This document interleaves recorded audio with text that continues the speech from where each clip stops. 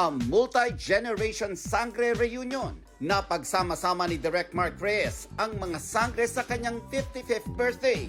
Mula sa first generation represented by Isa Calzado, ang next gen ni Kylie Padilla, Glyza de Castro at Sanya Lopez, pati ang pinakabagong henerasyon ng sangre ni Bianca Umali, Faith Da Silva, Kelvin Miranda at Angel Guardian.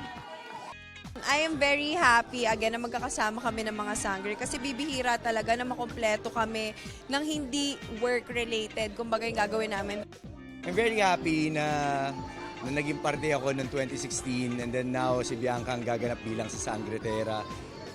Nakakatuwa kasi ganun kalaki yung proyekto at talagang pinaghahandaan.